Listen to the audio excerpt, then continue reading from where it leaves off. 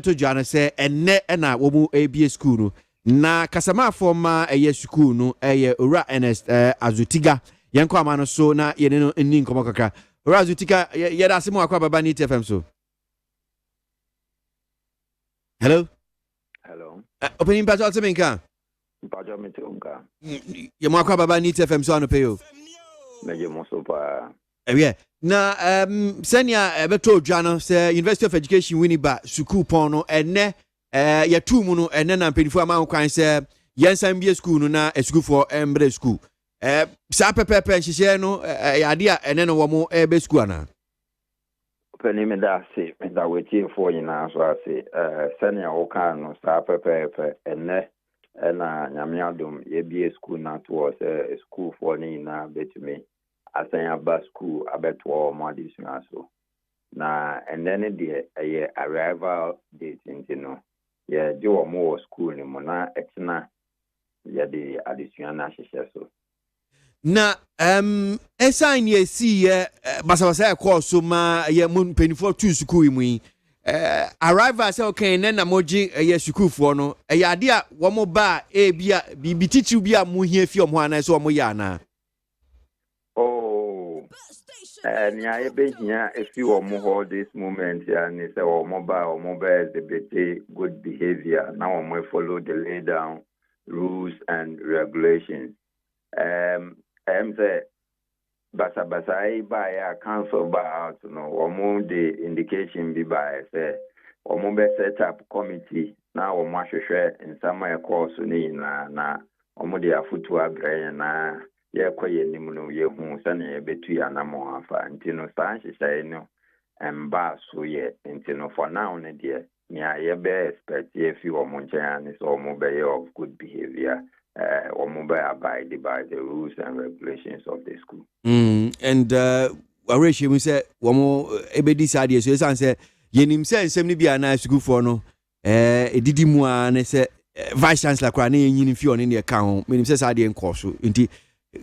wareshi mu ni se wo mo basabasa bia nkoso bio mo be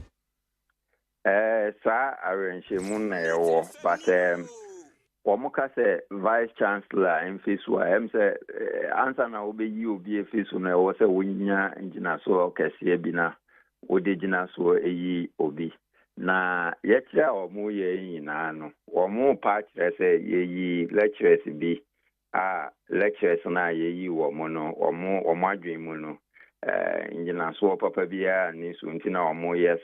o ye kire no na on that basis no also be ka say yenyi another person also wonni ingina so papa bia na minim say koya na ya bae but on a critical note school pon we mu ana say school pon bia mu no ansa na obi a ye fra no senior member edi ana so obi discipline obi a ye fra no senior member na nya trasa processes ana say procedures why was a we go through na senior members of the university no before say yebeka say why you say intinunka ya suspend ana say you wedi ana say you terminate your contract no now walk through these processes. For example, the first point of call is go through an investigative board or mobile share investigative board or share some no ehun say kwedua e boy no kwere bi wo ma na say no kwere nim omo ye omo adwuma wie na omo hu say no kwere bi wo ma omo tre omo report na omo dia say ne akoma management na womo so ahwe mo hu ni say ngina so bi wo mo na indeed womo hu ngina so bi wo mo na womo set up disciplinary board even at the disciplinary board no ebetumi aba ni say disciplinary board be hwe mo no mehu ni say no kwedua de board woni na ngina so bi a ne munti ye boegu na disciplinary board no so hu ni say bibi wo mo a wo say yetun aso a na omo so atwere omo recommendation ni bibia omo dia management crime to mean take own decision dia o say omo pass ma council na council at na so na council take final decision na mpo sa council ko take decision na weni anje ho a wo ho kwan so wo be appeal to council decision no council decision na chire So when you're happier, to me court ekoje and movie court wanti. These are procedures are school porn more the year the beer course or no court through these processes. Now me patrol my minjim reka church and some kakram if he says and some by disappointed kakra in the media just say you interrogate issues and edi kind by it is lectures as many as 35 you are moody. Actually, the Musa official list or Monday by a copy 23. Obi and besides a banner sign and a list new fee 35 and a bedu 23. Okay, in your mammy Musa Samuhanum saying Razu to get said, sir, 35 to 23. No, first of all, wine at the 35. What is wine at the 35 to Jow can want them?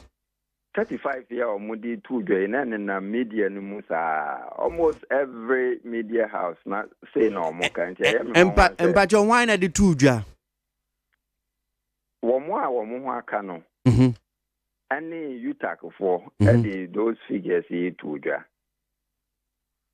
Officially, we're mobile out finally. Because I mean, him said, you tag for press conference, no, the 23 names, no, the 2 jar. Yes. And when you Busa says, 35, no. Why and I will say because you see why disappointed say be I interrogate issues in me person who say what is born about why or this assembly number 2 job because information media reportage earlier on numbers even this year been bundle those numbers around. I think few days ago may that correction on one media house we said ina omoka no anya ne kwan so no but near metre ni say officially near omudi be 2 dwa no be 23 so unofficially no almost 30 other figures. Now out of this 23 my mema will break down omo a yeyi omo edi ankasa 8 out of that 8 4 and a year lecturers 5 and a year terminate omo contract out of that 5 no 2 and a year lectures. And for 3 na yan confirming or more contracts. Out of that, 2 and a year lectures. And for 2 and a year renew or more contract. Back and a year lecture. And one person vacating the post. Into what share list in one because our more year lectures are one way or the other and one more cano. A year 11. Now university more and say school for more ye wo ade bi a ye friend severance mode ana akwan bi a ye first wa nkita ho a ye ne adwumaye for no etumi ba wie a range from these things are my bossy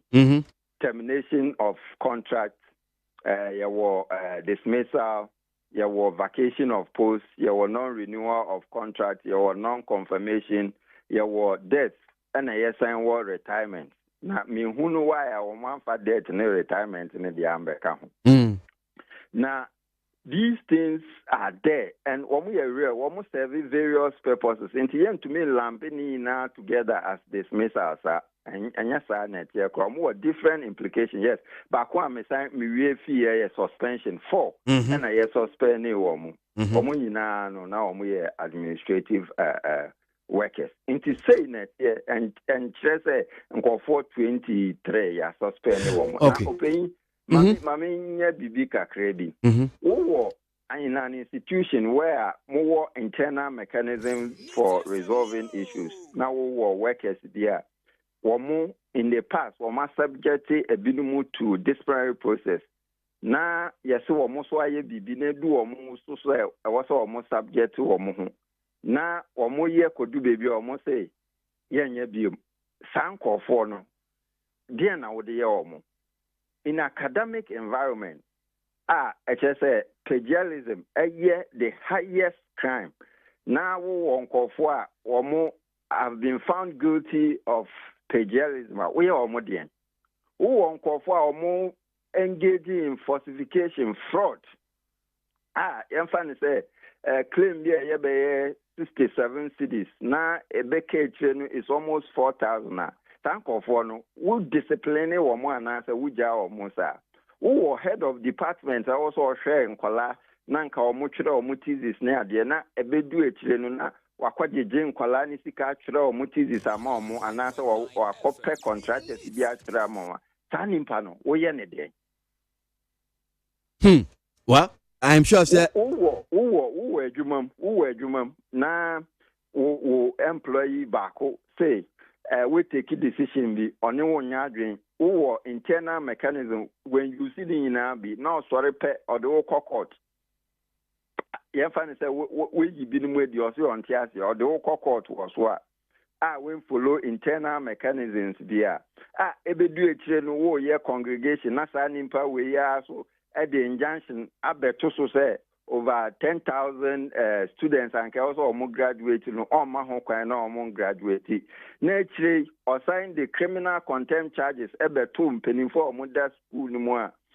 court bobo answer me nyina go a naturally no sign pa no ye ne den I know asem sebe na mimbu so in all no figures now they my no me fancy okay lectures adwumayfo a wo ho kan no udi ni nyina bom a wo mo na dodo ba yesen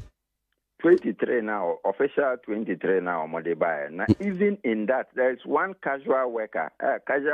no is on contract for 5 months subject to renewal, and the renewal no, is on the recommendations of the head of department. And to head of department and recommend one, I just say in Kitawa University no one abewe at the end of your contract. Obisa no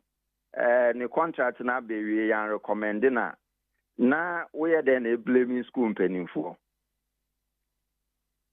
Okay. Now back on some person me who be fa ho agina school no ejapade because me say school bus we saw it ye bobon hwehwe ne kaka ho eno ho nsam te sen yade a ye be ma abia school nkoda na tua ana school na nkasa fasa aka no esiesie ne senate medase sisia no yenya ehu nimpa poten a oye sa de no ni akanso kire ne se omo be set up committee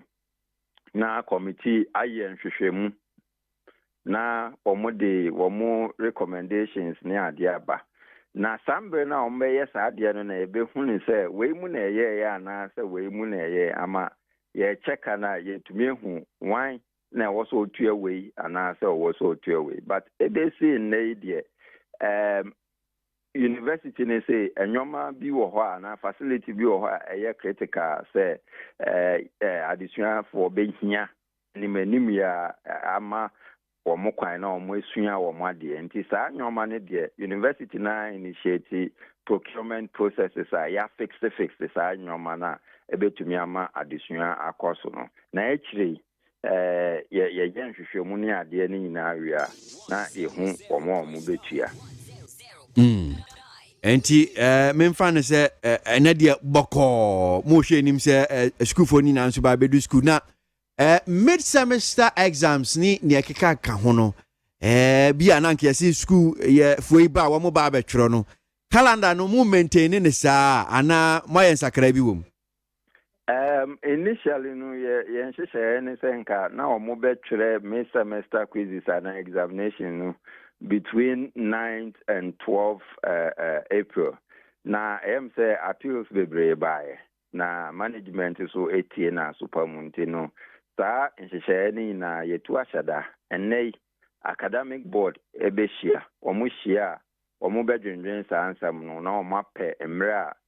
ebeye ama ye school for ne omo a omo ye involved nyina nti no at a later date na saa mid semester quizzes no ho enhyehyɛ beba efa no academic calendar na nkasa so say ye lose emre kakra e say yetumi pɛ emre bi wo bebi ebehiem nti no academic board here no so ye asema omo bebobo ho but earlier no na academic board here at the proposal on how to move forward na sa proposal na by no na say ye be extend the academic calendar kakra ama ye esuafo omo winiba ne adwumako no so that ye betumi make it up for some of the lost time ye nyae no. All right. Ehwese ne beko You better say on a paper, Azutiga. Meso Madam Asipa. And I start Azutiga, I Kasama from University of Education, Winnipeg, pay need 100.9. So, school no SAB and one more echo school. Arrive.